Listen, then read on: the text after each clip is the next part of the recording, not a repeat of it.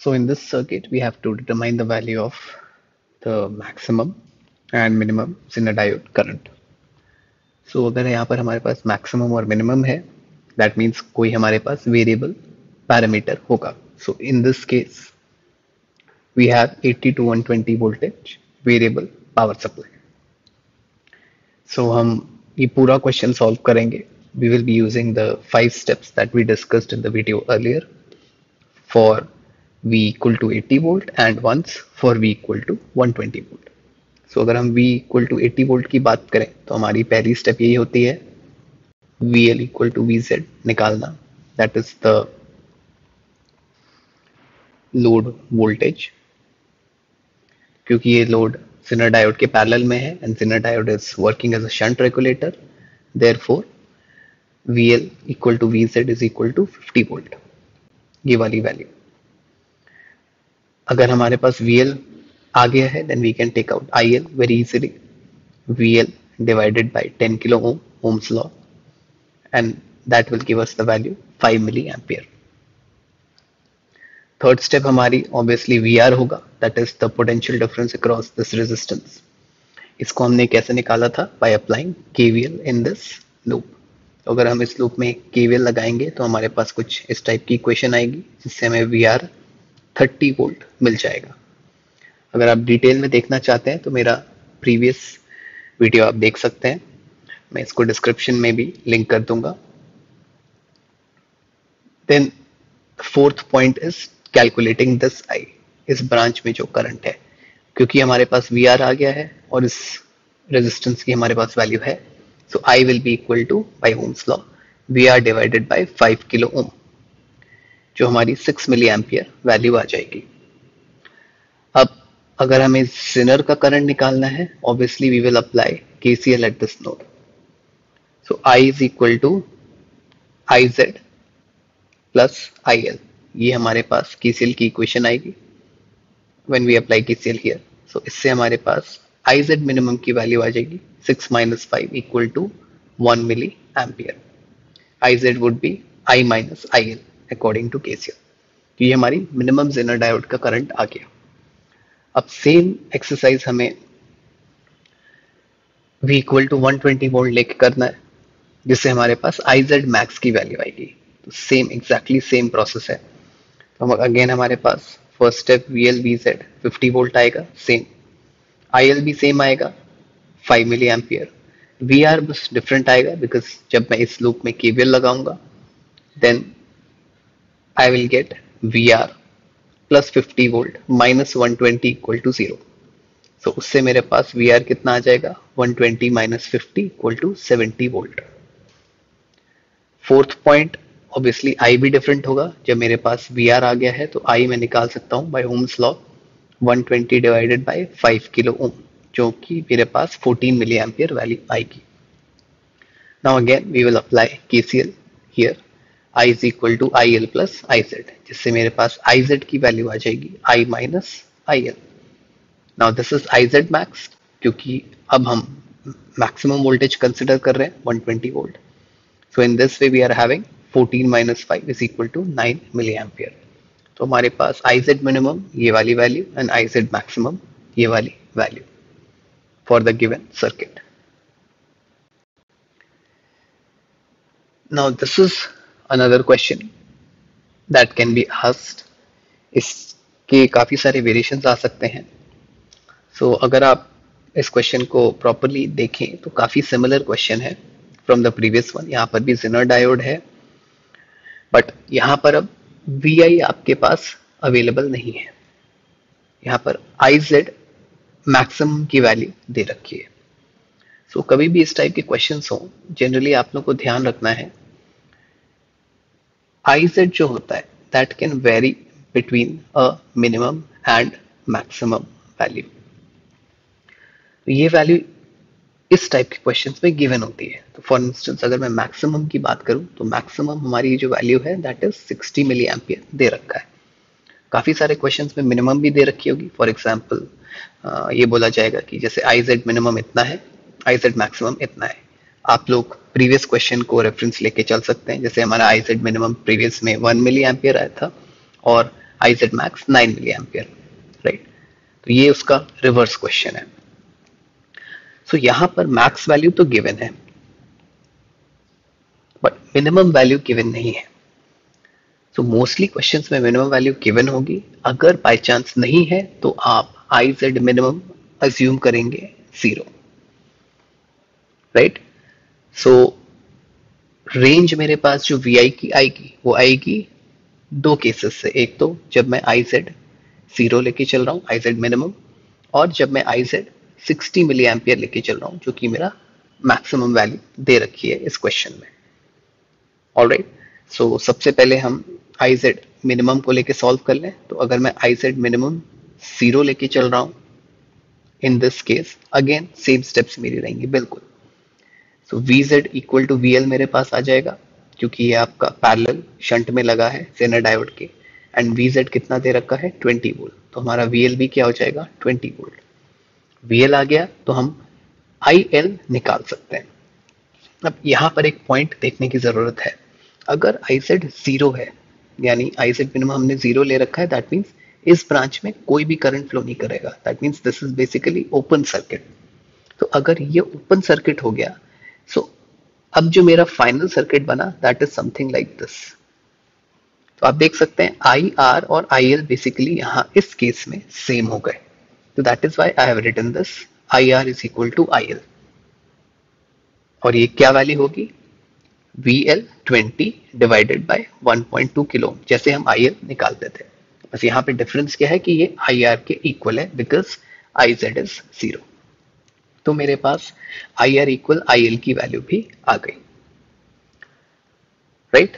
अब अगर मुझे VI की वैल्यू निकालनी है कि इस केस में VI की वैल्यू क्या होगी, I can simply apply KVL in this loop very easily. तो अगर मैं KVL अप्लाई करूं तो मुझे क्या मिलेगा, minus VI plus 220 IR plus 1.2 kilo ohm into IR।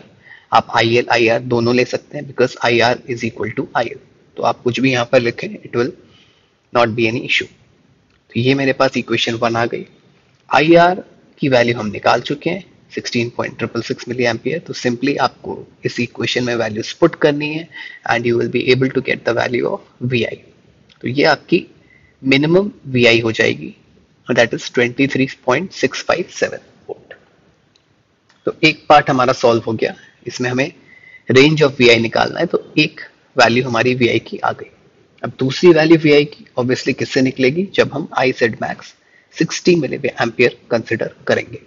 0 वाला केस तो हो चुका है, तो अगर मैं IZ max 60 milli ampere consider करता हूं तो अगेन सेम प्रोसेस हमें रिपीट करना है। तो आप देख सकते हैं VL इक्वल टू VZ वही रहेगा 20 वोल्ट। IL क्या होगा हमारा, again VL divided by 1.2 kilo ohm, so हमारे पास सेम 16.666 मिली एम्पियर आ गया। नाउ अगर मैं इस पॉइंट पे KCL लगाऊं तो मुझे क्या मिलेगा, IR is equal to IZ plus IL, right. IZ मेरे पास दे रखा है 60 मिली एम्पियर क्योंकि मैं मैक्सिमम जेनर वाला केस अभी कंसिडर कर रहा हूं, और IL हमने यहाँ पर निकाल दिया। सो मेरे पास जो IR की वैल्यू आई that is 76.666 milli ampere. Again मुझे अगर VI निकालना है, मैं सिंपली क्या कर सकता हूँ, इस लूप में KVL लगा सकता हूँ या इस लूप में KVL लगा सकता हूँ। जिस लूप में आपको KVL लगाना है आप लगा सकते हैं, नो इश्यूज। तो अगर मैं सिंपली इस लूप में KVL लगाऊं, so what will I get, VI will be equal to 220 into IR जो हमारा VR है प्लस 20, ये जो हमारा पोटेंशियल डिफरेंस है दैट विल बी VI। सो अगर हम कैलकुलेट करें हमें VI कुछ ये मिलेगा 36.867। तो हमारी जो रेंज हो गई that is 23.657 to 36.867 volt.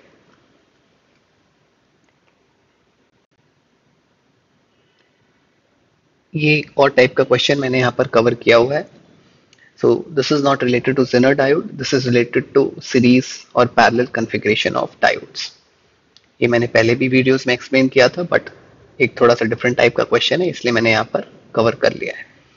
So always in सब क्वेश्चंस में आपको ध्यान रखना है, आपको डायोड का इक्विवेलेंट सर्किट बनाना है and that will depend on the question, ideal है या इसका कुछ रेजिस्टेंस है या कुछ नहीं दे रखा है. So if nothing has been given like in this question, तो हम क्या अज्यूम करके चलेंगे कि जो डायोड है it will be replaced by its potential barrier voltage. तो सिलिकॉन, दोनों सिलिकॉन के आपके डायोड्स हैं यहाँ पर. So we will be replacing these diodes with 0.7 volt battery. तो ये आपका इक्विवेलेंट सर्किट हो गया. अब जब हमारे पास ये सर्किट आ गया है, then it is very easy. How is it very easy? अब मैं सिंपली इस लूप में केवीएल लगा सकता हूं. तो अगर मैं इस लूप में केवीएल लगाऊंगा, what will I get? If you see here, you will have 0.33 kilo ohm into I1 plus 0.7 minus 10 equal to 0. तो इससे मेरा I1 कितना आ जाएगा अगर आप कैलकुलेट करेंगे? 9.3 divided by 0.33 kilo ohm, 28.18 milli ampere. तो I1 हमारा निकल गया है यहाँ पर. अगर आप इस पॉइंट पे केसीएल लगाएं तो हमें क्या मिलेगा? I1 is equal to ID1 plus ID2. अब अगर आप ये दोनों ब्रांचेस देखें, एग्जैक्टली सेम है, कोई डिफरेंस नहीं है. So obviously when these branches are same, तो जो भी करंट यहाँ डिवाइड होगा वो इक्वली डिवाइड होगा. That means this current will be split into half, यहाँ पर जाएगा और हाफ पार्ट यहाँ पर जाएगा. Right? That means ID1 is equal to ID2 is equal to I1 by 2. मेरे पास अब ये रिलेशन आ गया. I1 मुझे ऑलरेडी पता है, so I can take out ID1 is equal to ID2 equal to 14.14 milli ampere. V naught की बात जहां आती है, तो V नॉट आप देख सकते हैं, it is actually the potential difference across the diode. Right? तो क्योंकि हमने इसको 0.7 वोल्ट से रिप्लेस किया है, तो V नॉट सिंपली क्या हो गया? 0.7 वोल्ट.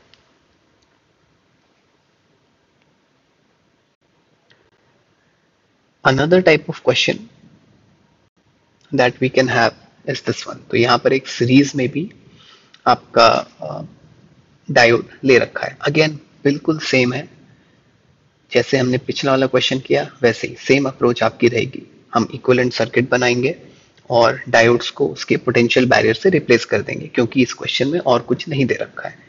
कोई इंटरनल रेजिस्टेंस की बात नहीं है और कुछ वैल्यू भी नहीं दे रखी है. सो हम सिलिकॉन को सिंपली 0.7 से रिप्लेस कर देंगे. तो आप देख सकते हो यहाँ पर we have replaced silicon diodes with 0.7 volt. Direction ध्यान रखना है, P to N. P वाला साइड पॉजिटिव प्लेट होगा और N वाला साइड नेगेटिव प्लेट होगा in case of forward bias. अब जब हमने ये काम कर लिया, तो अगर आप सर्किट में देखें, ये वाला जो करंट है, this is same current, isn't it? ये कहीं स्प्लिट नहीं हो रहा है. यानी जो I4 मेरा है, ये इसका भी डायरेक्शन क्लॉकवाइज है, और I1 जो मेरा है इसका भी डायरेक्शन क्लॉकवाइज है. So I1 will actually be equal to I4. एक ही करंट है अगर आप देखें यहाँ पर. राइट? तो एक तो मेरा I1 इक्वल टू I4 हो गया आराम से. अब मैं क्या करूं? अगर इस लूप में KVL अप्लाई करूं, then what are we going to have? Simply 0.7 plus 0.7 plus 8000 I4 minus 10 equal to 0. ये वाली इक्वेशन मेरी आ गई. अब हम इसको सॉल्व करेंगे तो मेरे पास I4 की वैल्यू आ गई, यानी I4 अगर आ गया है तो I1 भी आ गया है. That is coming out to be around this much. Right? तो I1 I4 हमारा निकल गया. अब अगर मैं इस ब्रांच को देखूं, तो यहाँ पर V नॉट क्या होगा? That is the potential difference across this resistance. It will be the same as these two points, क्योंकि ये पैरेलल में है.